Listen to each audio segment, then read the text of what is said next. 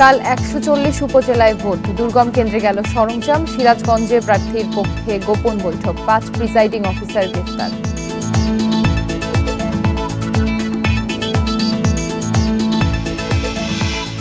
বৃহস্পতিবার থেকে শুরু হচ্ছে হজ ফ্লাইট, এখনো ভিসা না পাওয়ায় অনিশ্চয়তায় ৬৬,০০০ হজ যাত্রী।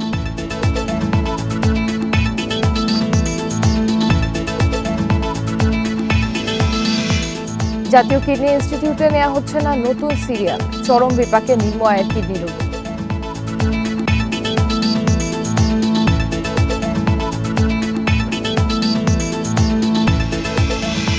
সুন্দরবনে ২ দশকে ২৫ বার আগুন, মানুষ দ্বারা হতে পারে বলছে গবেষকরা। ফায়ার স্টেশন রাখার পরামর্শ।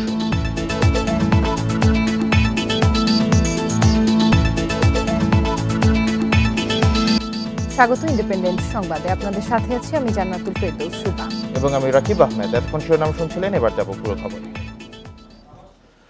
ষষ্ঠ উপজেলা পরিষদ নির্বাচনের প্রথম ধাপের ভোট গ্রহণের নির্বাচনী সরঞ্জাম পাঠানো হবে আজ। দেশের ১৪০টি উপজেলায় ভোট কাল। অবাধ ও শান্তিপূর্ণ ভোটের জন্য নির্বাচন কমিশনের পক্ষ থেকে নেওয়া হয়েছে বিভিন্ন ব্যবস্থা। রাঙামাটির জুরাছড়ি ও বরকলের দুর্গম ভোট কেন্দ্রগুলোতে এরই মধ্যে হেলিকপ্টারে পৌঁছে দেওয়া হয়েছে সরঞ্জাম।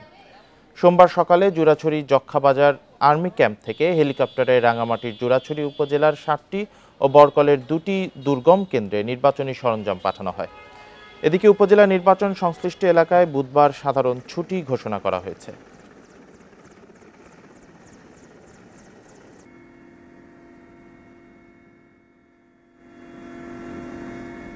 এদিকে সিরাজগঞ্জে উপজেলা নির্বাচনকে প্রভাবিত করতে এক প্রার্থীর পক্ষে গোপন বৈঠক করার অভিযোগে এক শিক্ষক ও ৫ প্রিসাইডিং অফিসারকে গ্রেফতার করেছে পুলিশ। সোমবার দিনভর জেলার বিভিন্ন স্থানে অভিযান চালিয়ে তাদের গ্রেফতার করা হয়। সোমবার রাতে জেলা প্রশাসকের সম্মেলন কক্ষে এক সংবাদ সম্মেলনে তথ্য জানান জেলা প্রশাসক মীর মোহাম্মদ মাহবুবুর রহমান। এ সময় তিনি বলেন, গোপন সংবাদের ভিত্তিতে সদর উপজেলার কাদাই এলাকার একটি রিসোর্টে অভিযান চালানো হয়।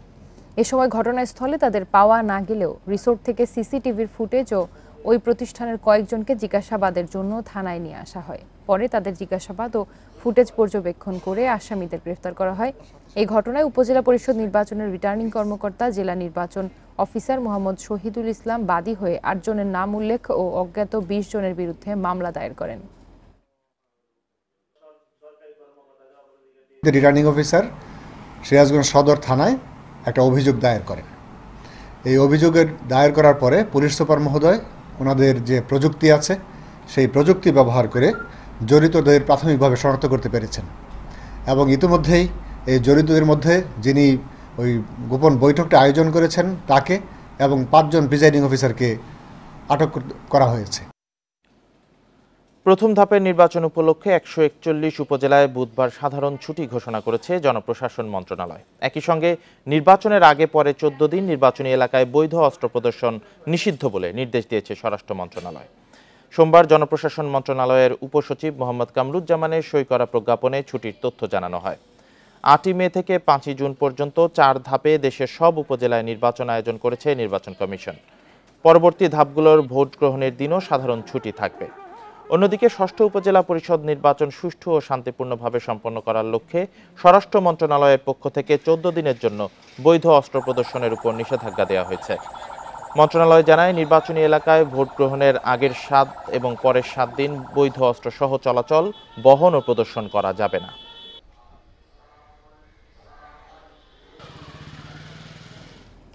উপজেলা নির্বাচনে এমপির স্বজনদের প্রার্থিতা ঠেকাতে সাংগঠনিক সম্পাদকের আরও সক্রিয় হওয়ার নির্দেশনা দেওয়া হয়েছে বলে জানিয়েছেন আওয়ামী লীগের সাধারণ সম্পাদক ওবায়দুল কাদের। সোমবার বিকেলে ধানমন্ডিতে দলের সভাপতির রাজনৈতিক কার্যালয়ে সম্পাদক মণ্ডলীর বৈঠক শেষে একথা জানান কাদের। এ সময় তিনি বলেন, উপজেলা নির্বাচনে এমপির স্বজনদের নিবৃত্ত করতে সাংগঠনিক সম্পাদকেরা চেষ্টা চালাচ্ছেন, তারা আরও সক্রিয় হবেন। গত নির্বাচনে অনেককে মনোনয়ন না দিয়ে শাস্তি দেওয়া হয়েছে, এবারও যারা দলীয় শৃঙ্খলা ভঙ্গ করবে সময় মতো তাদের বিরুদ্ধে ব্যবস্থা নেওয়া হবে। ওবায়দুল কাদের আরও বলেন, গণতন্ত্রের প্রতি বিএনপির কোনোদিনই আগ্রহ ছিল না।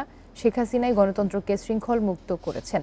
শতভাগ সুষ্ঠু নির্বাচন করতে সরকার চেষ্টা করছে বলেও জানান আওয়ামী লীগের সাধারণ সম্পাদক।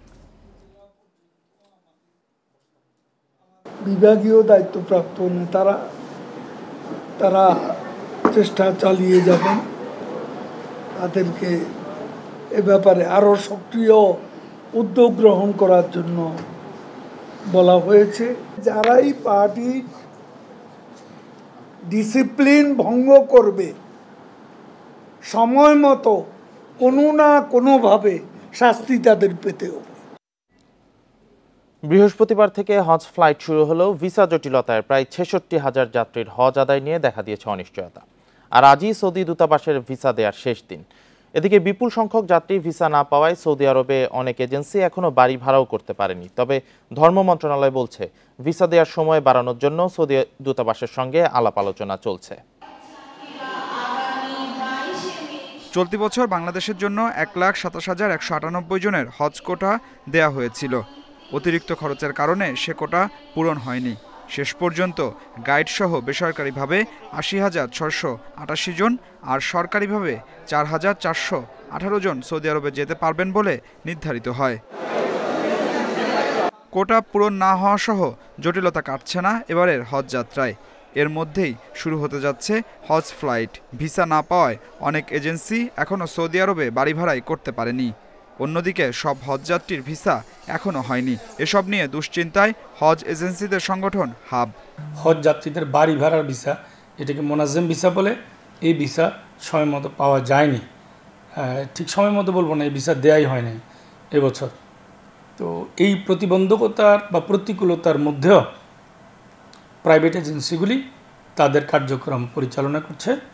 তবে এসব জটিলতা কাটিয়ে সুষ্ঠু হজ ব্যবস্থাপনার কথা বলছে ধর্ম মন্ত্রণালয়। তাদের আশা, নিবন্ধন করা সব হজযাত্রী সৌদি আরবে যেতে পারবেন। হজ ব্যবস্থাপনার কোনো ঘাটতির বিষয়ে কোনো কিছু আমাদের কাছে মেসেজ আসেনি এবং কোনো এজেন্সির পক্ষ থেকেও বলা হয়নি যে তারা এই বিষয়ে কোনো জটিলতা বা কোনো বড় সমস্যা আছে।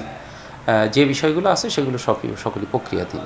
এসব হজযাত্রীদের জন্য বাংলাদেশ বিমানসহ ৩টি এয়ারলাইন্স ৯ মে থেকে ফ্লাইট পরিচালনা করবে। হজযাত্রীদের নিয়ে শেষ ফ্লাইট যাবে ১২ জুন।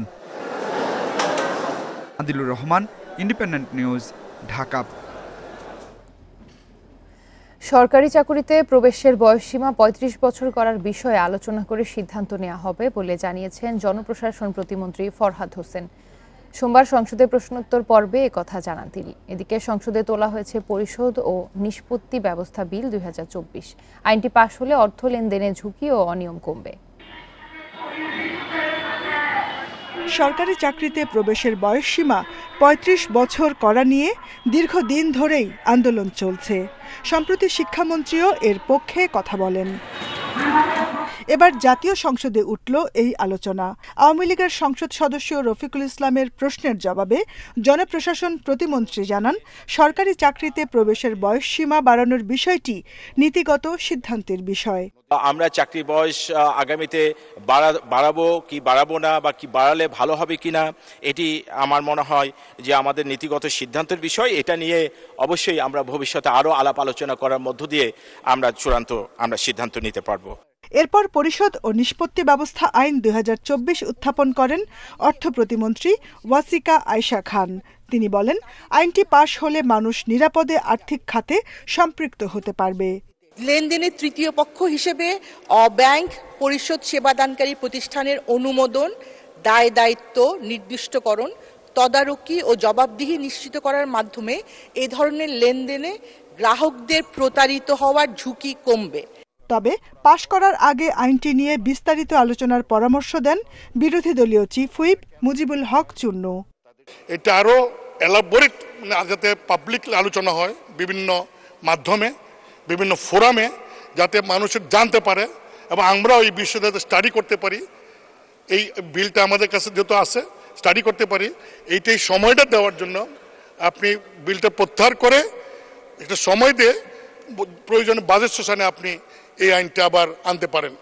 পরিশোধ ও নিষ্পত্তি ব্যবস্থা বিল নিয়ে ১৫ দিনের মধ্যে রিপোর্ট দেওয়ার জন্য অর্থ মন্ত্রণালয় সম্পর্কিত স্থায়ী কমিটিতে পাঠানো হয়। মাননীয় সদস্যবৃন্দ, জরুরি জাহানারা পারভিন, ইন্ডিপেন্ডেন্ট নিউজ, ঢাকা।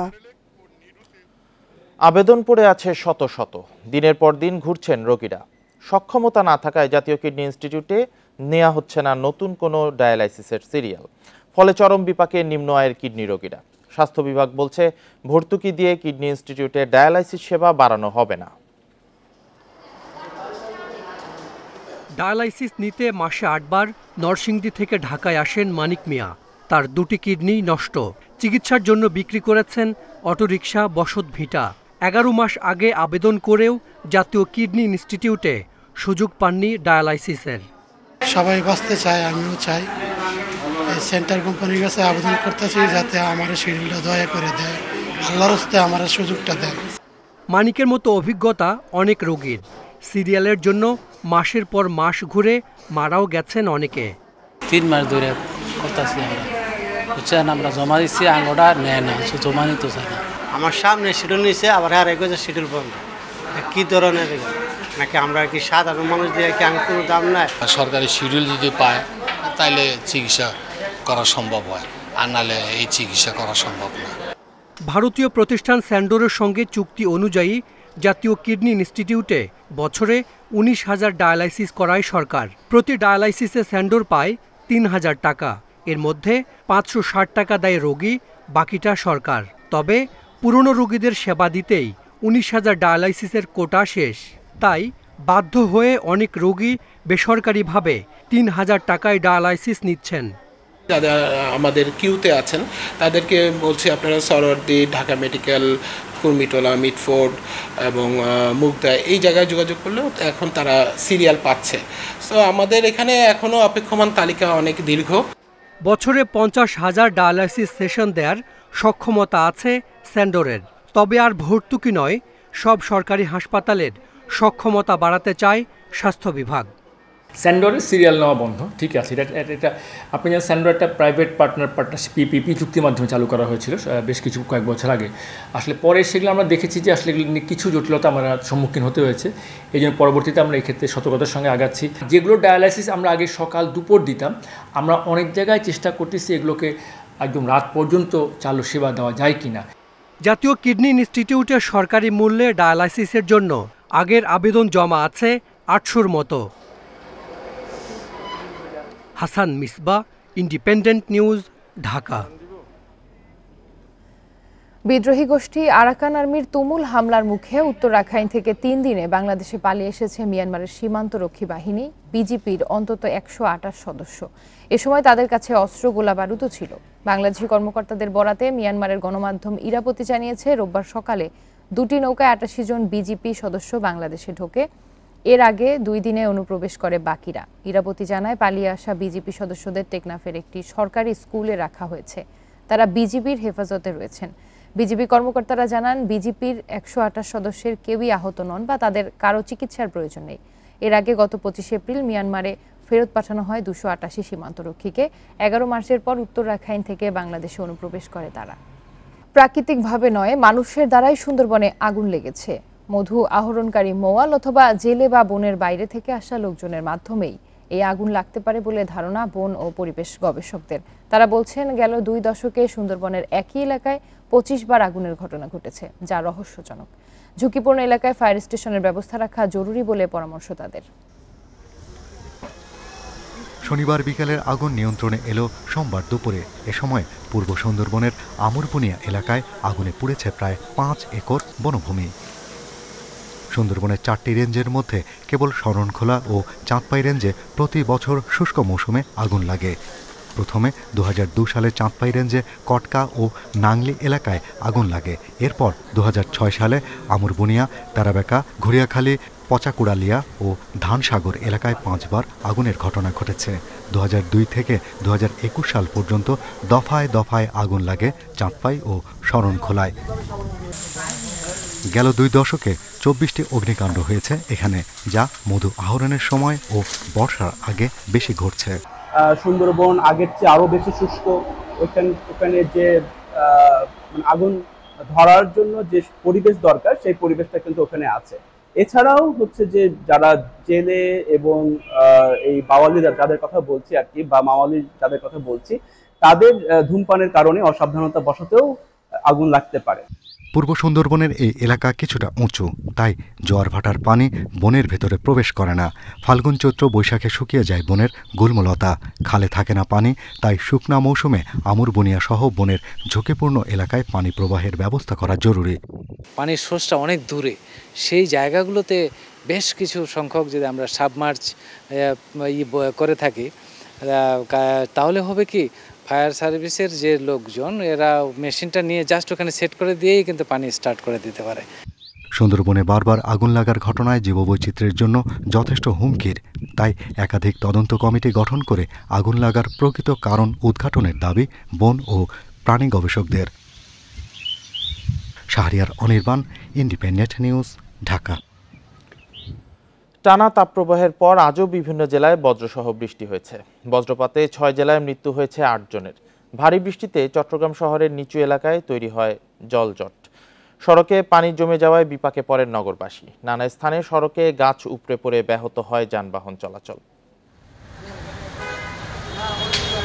অসহনীয় গরমের পর দেশের বিভিন্ন জেলায় স্বস্তির বৃষ্টি। 1 মাসের অপেক্ষার পর কাঙ্ক্ষিত বৃষ্টিতে জনজীবনে স্বস্তি ফিরলেও কোথাও কোথাও তা তৈরি করে দুর্ভোগ। মৌসুমের প্রথম ভারী বৃষ্টিপাতে চট্টগ্রাম নগরীর নিচু এলাকায় জলাবদ্ধতা তৈরি হয়।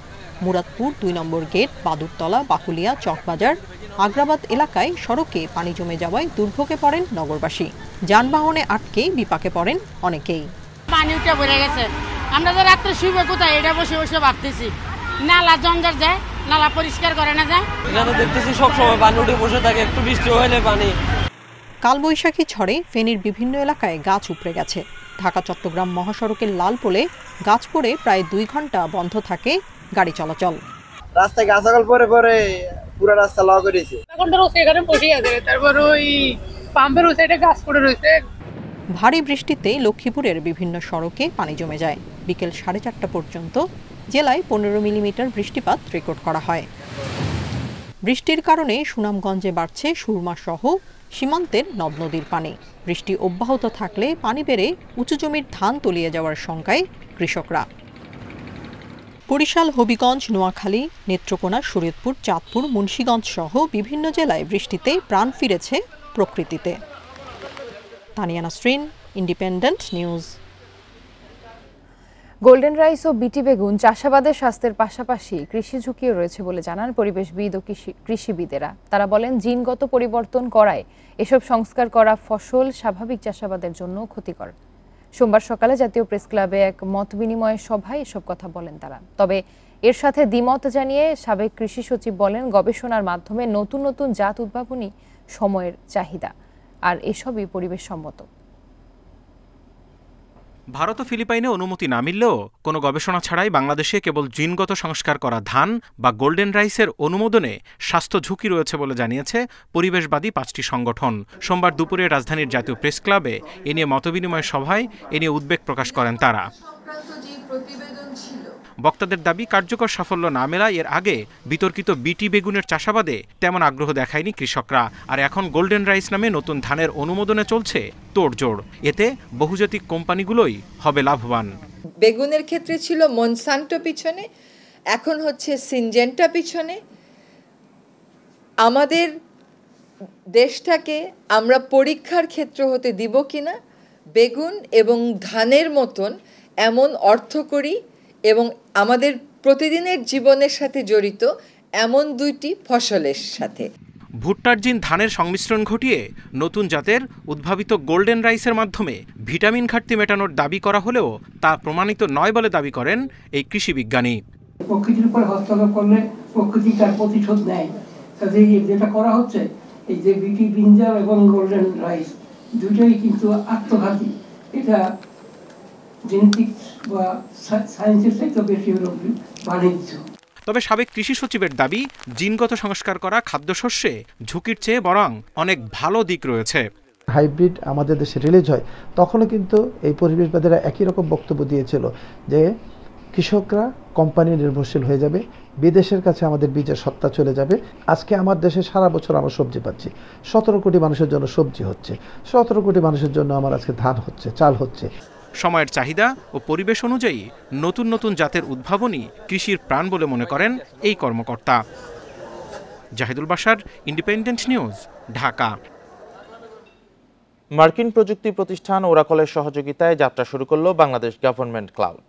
সোমবার বিকেলে রাজধানীর একটি হোটেলের উদ্বোধন করেন প্রধানমন্ত্রীর বেসরকারি শিল্প ও বিনিয়োগ উপদেষ্টা সালমান এফ রহমান। তথ্য সংরক্ষণ ও সুরক্ষার পাশাপাশি সরকারি প্রতিষ্ঠানগুলোর ডিজিটাল সেবাও ত্বরান্বিত হবে এর মাধ্যমে, জানালেন সংশ্লিষ্টরা। ডেটা স্টোরেজ ও ডিজাস্টার রিকভারি সেবায় দেশের একমাত্র সরকারি মালিকানাধীন প্রতিষ্ঠান Bangladesh data centre company limited BDCCL। সেখানে থাকা তথ্য আরও সুরক্ষিত ও সহজ ব্যবস্থাপনার কাজ করবে ওরাকলের বাংলাদেশ গভর্নমেন্ট ক্লাউড। উদ্বোধনী অনুষ্ঠানে মার্কিন রাষ্ট্রদূত পিটার হাস বলেন, প্রতিযোগিতামূলক পরিবেশ থাকলে মার্কিন কোম্পানিগুলো উচ্চমানের প্রযুক্তির মাধ্যমে বাংলাদেশের ডিজিটাল রূপান্তরের প্রক্রিয়ায় বড় ভূমিকা রাখবে। এমন উদ্যোগ একদিকে যেমন বেসরকারি বিনিয়োগের সুযোগ তৈরি করেছে, অন্যদিকে সাইবার নিরাপত্তা ও নাগরিক অধিকারের বিষয়টিও নিশ্চিত করেছে।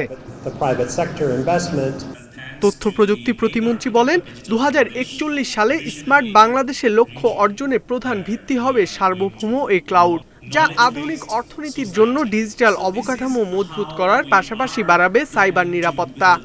যে 56টা মন্ত্রণালয় আছে যারা ভিন্ন ভিন্ন ডেটা সেন্টার করার পরিকল্পনা করছিল, ভিন্ন ভিন্ন জায়গায় তাদের ডেটা রাখছিল কিংবা দেশের বাইরে বিভিন্ন ক্লাউডে রাখছিল, সেটা যাতে না রাখে আমাদের এই বাংলাদেশ গভর্নমেন্ট ক্লাউডেই অত্যন্ত নিরাপদে এবং রাখতে পারবে।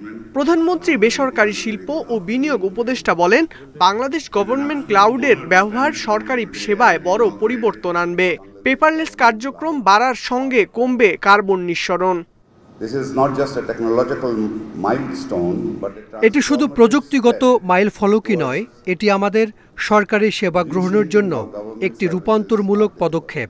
এর মাধ্যমে আমরা নতুন এক যুগে পদার্পণ করছি, যা ডিজিটাল ভবিষ্যতের জন্য সহায়ক হবে। এদিকে ক্লাউডে তথ্য থাকলে ভবিষ্যতে জাতীয় পরিচয়পত্রের মাধ্যমে যাবতীয় সুবিধা নিশ্চিত করা সম্ভব হবে বলে জানান সংশ্লিষ্টরা।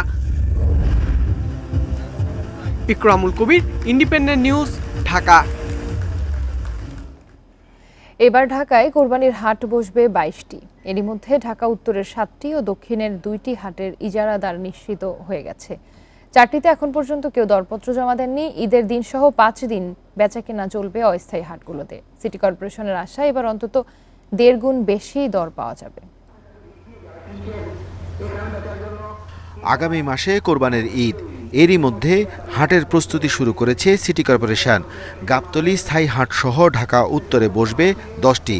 এর মধ্যে ভাটারা ও বসিলার জন্য কোনো দরপত্র জমা পড়েনি। গতবার দিয়াবাড়ি হাটের দর ছিল 1,90,00,000 টাকা, এবার উঠেছে 8,90,00,000 টাকা। আফতাবনগরে হাটের দর ছিল 1,67,00,000 টাকা, এবার উঠেছে 4,89,00,000 টাকা। কিন্তু ইস্টার্ন হাউজিংয়ের হাট সরকার নির্ধারিত দরের চেয়ে 20,000 টাকা কম দর পড়েছে।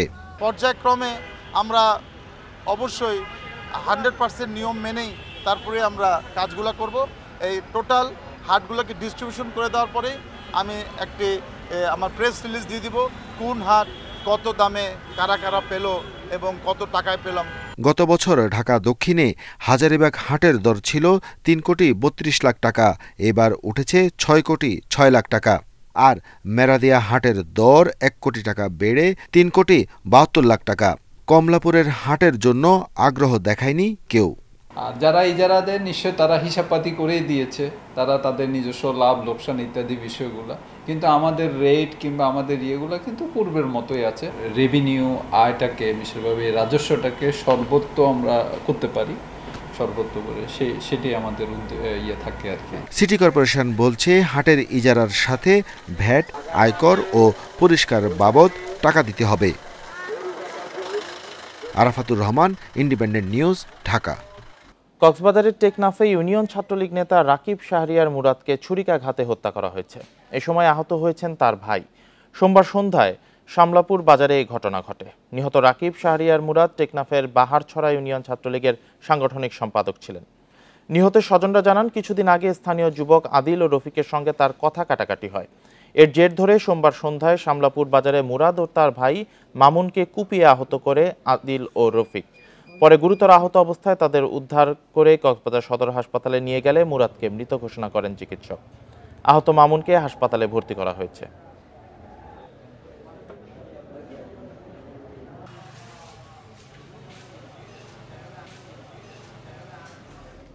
রাজশাহীর গোদাগাড়িতে এক কিশোরকে তুলে নিয়ে চাঁদা দাবির অভিযোগে 4 পুলিশ সদস্যকে প্রত্যাহার করা হয়েছে। তাদের গোদাগাড়ির প্রেমতলী তদন্ত কেন্দ্র থেকে রাজশাহীর পুলিশ লাইন্সে ফিরিয়ে নেওয়া হয়েছে বলে জানান অতিরিক্ত পুলিশ সুপার রফিকুল আলম। ভুক্তভোগী কিশোর সোহানুর রহমান জানায়, শনিবার রাতে দোকান বন্ধ করে কয়েকজন বন্ধুদের সাথে আড্ডা দিচ্ছিল সে। এ সময় 2টি মোটরসাইকেলে করে 4 জন পুলিশ সেখানে গিয়ে তাদের ফোন কেড়ে নেন। পরে তারা সোহানকে মোটরসাইকেলে তুলে নিয়ে প্রেমতলী পুলিশ তদন্ত কেন্দ্রের পাশে থাকা পদ্মা নদীর পাড়ে নিয়ে 2 লাখ টাকা চাঁদা দাবি করেন এবং না দিলে মাদক মামলার হুমকি দেন। বিষয়টি এলাকায় ছড়িয়ে পড়লে স্থানীয়রা পুলিশের গাড়ি লক্ষ্য করে ইট পাটকেল নিক্ষেপ করে। এক পর্যায়ে পুলিশ কিশোরকে ছেড়ে দেয়। পরে গোদাগাড়ি থানা পুলিশ গিয়ে পরিস্থিতি শান্ত করে। ভয়ঙ্কর মাদক ইয়াবার বিকল্প হিসেবে ছড়িয়ে পড়ছে ব্যথানাশক ট্যাবলেট ট্যাপেন্টাডল। পঞ্চগড়ের বোদার বড়শশী সীমান্ত এখন এই ট্যাবলেট পাচারের নিরাপদ রুট। পুলিশের অভিযান ও মামলা দিয়েও নিয়ন্ত্রণ হচ্ছে না এই মাদক। গত 3 মাসে বিভিন্ন এলাকায় অভিযানে উদ্ধার করা হয়েছে 7200 ট্যাবলেট। পঞ্চগড়ের বোদা উপজেলার মারিয়া বাজার। সম্প্রতি এই বাজার থেকে 2400 ট্যাপেন্টাডল ট্যাবলেট সহ 2 জনকে গ্রেপ্তার করেছে পুলিশ। মারিয়া বাজারের 2 কিলোমিটার উত্তরের বড়শশী সীমান্ত দিয়ে ভারত থেকে আসে এই ট্যাবলেট। মাদকাসক্তরা ব্যথানাশক এই ট্যাবলেট ইয়াবার বিকল্প হিসেবে ব্যবহার শুরু করায় দেশে উৎপাদন নিষিদ্ধ করা হয়। ভারতে 14-15 টাকায় বিক্রি হলেও দেশে প্রতি পিস বিক্রি হয় 200 টাকায়। 14-15 বছর বয়সে বাচ্চাগুলা নেশা পান করে। আমরা আপ্রান্ত চেষ্টা নিচ্ছি যে এই নেশাটাকে যে কিভাবে আমাদের ইউনিয়নে যেন বন্ধ হয়। একটি ছেলে তাকে 2 জন লোকে ধাওয়া করলো। ধাওয়া করে আমার দোকানের সামনে তাদেরকে ব্রেক করা হলো। ব্রেক করে তাদের ব্যাগগুলো সার্চ করা হলো। সার্চ করে দেখা যাচ্ছে যে অসংখ্য ট্যাবলেট। চিকিৎসকরা জানান, ট্যাপেন্টাডল সেবনে মানুষ বিষণ্ণ হয়ে পড়ে। এক পর্যায়ে দেখা দেয় আত্মহত্যা প্রবণতা। এটা শ্বাসকষ্টের জটিলতা, দীর্ঘস্থায়ী কিডনি এবং লিভারের ফেলিওর হতে পারে। এছাড়া যারা ট্যাপেন্টাডল দীর্ঘদিন ধরে খাচ্ছে তারা হঠাৎ করে বন্ধ করলে তাদের মধ্যে আত্মহত্যার প্রবণতা সহ বিষণ্ণতা এবং বিভিন্ন কাজে অনীহা সৃষ্টি হবে। ভয়ঙ্কর এই মাদক নির্মূলে নিয়মিত অভিযান পরিচালনা করছে পুলিশ। গত 3 মাসে ট্যাপেন্টাডল সহ 54 জনকে গ্রেপ্তার করা হয়েছে। ট্যাপেন্টাডল ট্যাবলেট সহ সমস্ত ধরনের মাদকের বিরুদ্ধে আমরা অভিযান পরিচালনা করছি। আমরা ইতোমধ্যে আমাদের সব থানা এলাকায় যারা মাদকের ব্যবসা করে তাদেরকে আমরা আইডেন্টিফাই করেছি, আমরা তালিকা করেছি। দ্রুত এই মাদক নিয়ন্ত্রণ করতে না পারলে পঞ্চগড় হয়ে অন্যান্য জেলায়ও ছড়িয়ে পড়ার আশঙ্কা স্থানীয়দের। Independent news. এ বিষয়ে আরো জানাতে পঞ্চগড় থেকে যুক্ত হয়েছেন সহকর্মী শফিকুল আলম। শফিকুল, অভিযান মামলা দিয়েও এই নিয়ন্ত্রণ করা যাচ্ছে না এই মাদক, তো আসলে আর কি পদক্ষেপ নিতে যাচ্ছে স্থানীয় প্রশাসন বা আইন শৃঙ্খলা বাহিনী? কি পদক্ষেপ তারা নিতে যাচ্ছে?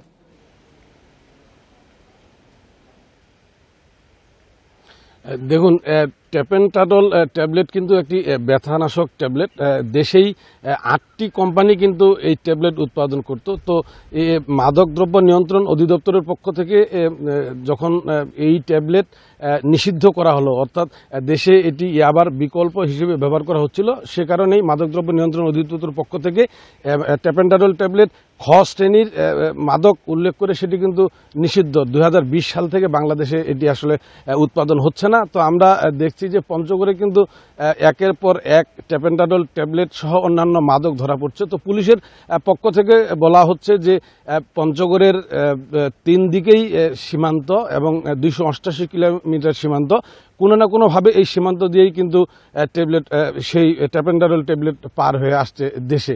এবং এই ট্যাবলেটের মধ্যে ইয়াবার একটি উপাদান, অ্যামোটাফিন নামে একটি উপাদান রয়েছেন। এটির কারণে কিন্তু মাদকের ইয়াবার বিকল্প হিসেবেই মাদক সেবীরা এটি ব্যবহার করছেন। পুলিশ বলছে যে তারা অভিযান পরিচালনা করছে। গত 3 মাসে 102টি মামলার মধ্যে কিন্তু এই ট্যাপেন্টাডল ট্যাবলেট নিয়েই মামলা হয়েছে 43টি মামলা, এবং 54 জনকে এই মামলা গ্রেপ্তার করা হচ্ছে। তো আসলে এটি গ্রেপ্তার করা হচ্ছে এবং পুলিশ গ্রেপ্তার করছে, মামলা দিচ্ছে, তারপরেও কিন্তু থেমে নেই। আমরা দেখছি যে এলাকার উঠতি বয়সের যুবকরা আসলে মাদকের দিকেই ধাবিত হচ্ছে। তো পুলিশ তাদের চেষ্টা অব্যাহত রেখেছে এবং পঞ্চগড়ের আপামর মানুষ চায় যে পঞ্চগড় মাদক মুক্ত করা হোক। এই ছিল পঞ্চগড়ের মাদক নিয়ে সার্বিক পরিস্থিতি সর্বশেষ। পঞ্চগড় থেকে জানাচ্ছিলেন সহকর্মী। চাঁপাইনবাবগঞ্জে মাত্র 250 মিটার ড্রেনেজ ব্যবস্থার জন্য কেটে ফেলা হচ্ছে 4.5 কিলোমিটার এলাকার 258টি গাছ। শুধু তাই নয়, কোটি টাকার গাছগুলো বিক্রি করা হচ্ছে নামমাত্র দামে। রাস্তার দুই পাশে বরেন্দ্র উন্নয়ন কর্তৃপক্ষের লাগানো এসব গাছ নিয়ম বহির্ভূতভাবে বিক্রির অভিযোগ উঠেছে জেলা পরিষদের বিরুদ্ধে। পরিবেশের এমন বৈরী আচরণের মধ্যে গাছ কাটায় ক্ষোভ জানিয়েছেন এলাকাবাসী। চাঁপাইনবাবগঞ্জের আমনুরা থেকে রাজশাহী গোদাগাড়ি সড়কের দুই পাশের 258টি গাছ টেন্ডারের মাধ্যমে বিক্রি করে জেলা পরিষদ। কোটি টাকার বেশি দামের গাছগুলো বিক্রি করা হয়েছে মাত্র 32 লাখ টাকায়। বরেন্দ্র উন্নয়ন কর্তৃপক্ষের দাবি 1989-90 সালে গাছগুলো রোপণ করে তারা, অথচ তাদের কিছু না জানিয়ে কেটে ফেলা হয়েছে শতাধিক গাছ। গাছ কাটা বন্ধে চিঠি দেওয়ার পরও মানছে না জেলা পরিষদ। অধিকাংশ গাছই বিএমডি কর্তৃক রোপিত। জেলা পরিষদ যখন গাছগুলো নিলাম করে বা নিলামের ব্যবস্থা নিয়েছে, কিন্তু আমাদেরকে এই বিষয়ে কোনো তারা অবগত করে নাই। তারা একেবারে ফাইনাল স্টেজে গিয়ে আমাকে অবগত করেছে।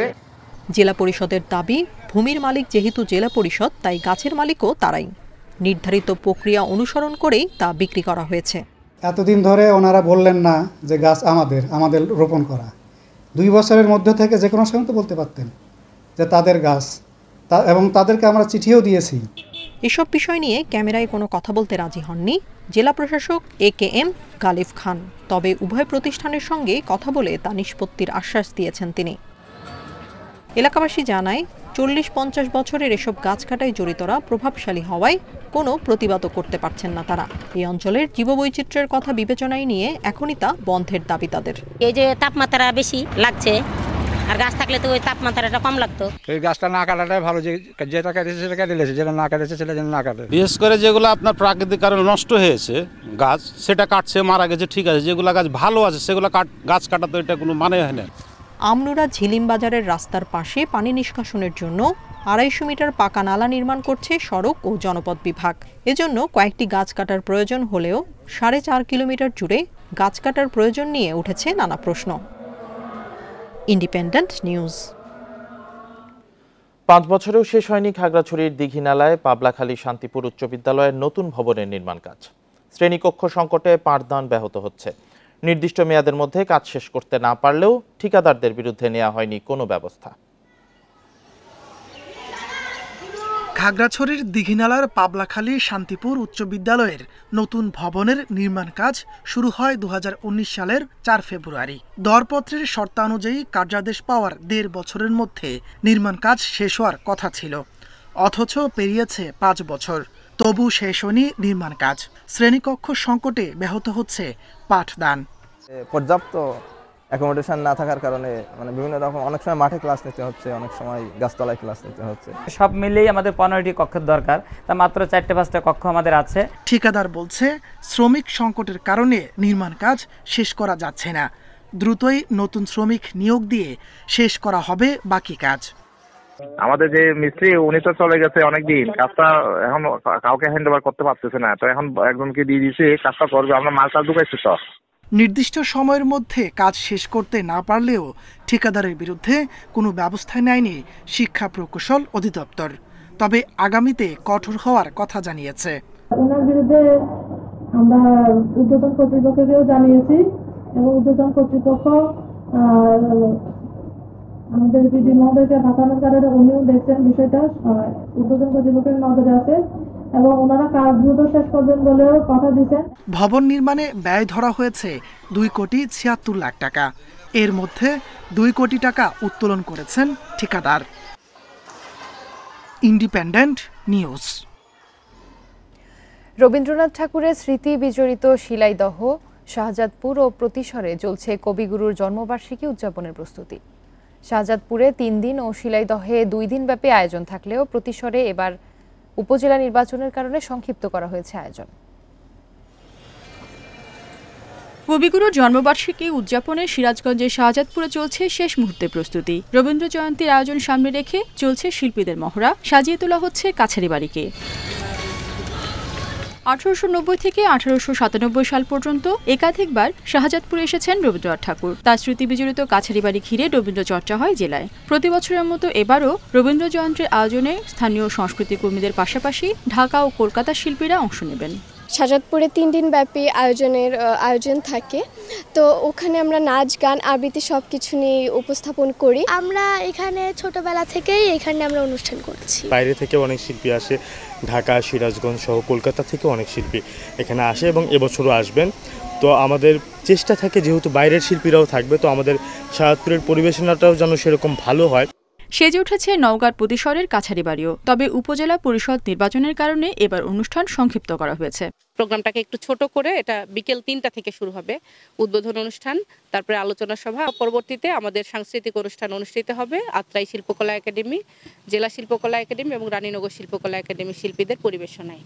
কুষ্টিয়া শিলাদহের কুঠিবাড়িতে 25শে বৈশাখ সামনে রেখে 2 দিনব্যাপী অনুষ্ঠানের আয়োজন করা হয়েছে। দেশি বিদেশি দর্শনার্থীর আগমন উপলক্ষে এলাকায় নিরাপত্তা ব্যবস্থা জোরদার করার পাশাপাশি সব ধরনের ব্যবস্থা রাখা হয়েছে। থাকবে আলোচনা সভা, সাংস্কৃতিক অনুষ্ঠান এবং গ্রামীণ মেলা। আর এই অনুষ্ঠানের সার্বিক নিরাপত্তাকে কেন্দ্র করে আমাদের উপজেলা প্রশাসন এবং পুলিশ প্রশাসন ডিসি মহোদয়ের সার্বিক নির্দেশনায় এখানে একটা নিরাপত্তা বলয় তৈরি করবে। রবীন্দ্র জয়ন্তী উপলক্ষে কুঠিবাড়ি চত্বরে আয়োজন করা হয়েছে মেলার। এরই মধ্যে নানা পণ্যের পসরা সাজিয়ে বসেছেন দোকানিরা। রেশমি নন্দী, ইন্ডিপেন্ডেন্ট নিউজ। রবীন্দ্র জয়ন্তীর 2 দিন আগে পথ চলা শুরু করলো টেগোর সোসাইটি ঢাকা। বিশ্ব সাহিত্য কেন্দ্রের সংবাদ সম্মেলন করে এর আত্মপ্রকাশ ঘোষণা করেন উদ্যোক্তারা। রবীন্দ্রনাথ ঠাকুরের সাহিত্য, সঙ্গীত ও দর্শন বিশ্বে ছড়িয়ে দিতে কাজ করবে সংগঠনটি। আয়োজকরা জানান 12টি দেশে টেগোর সোসাইটি আছে, যাদের অনেকের সঙ্গে ঐক্যবদ্ধভাবে কাজ করার বিষয়ে এরই মধ্যে কথা হয়েছে। সেই সাথে সরকার ও রবীন্দ্রনাথের সৃষ্টিশীলতা নিয়ে কাজ করা দেশের সংগঠনগুলোর সঙ্গে কাজ করতে চান তারা। টেগোর সোসাইটি সভাপতি চঞ্চল খান জানান, ঢাকায় রবীন্দ্র জাদুঘর, সংস্কৃতি ও গবেষণা কেন্দ্র স্থাপনের উদ্যোগ নেয়ার পরিকল্পনার কথা। বক্তব্য রাখেন সংগঠনটির উপদেষ্টা বিবি রাসেল, ট্রাস্টি বোর্ডের সদস্য ডক্টর ইসলাম শফিক ও সাধারণ সম্পাদক আজিজুর রহমান তুহিন।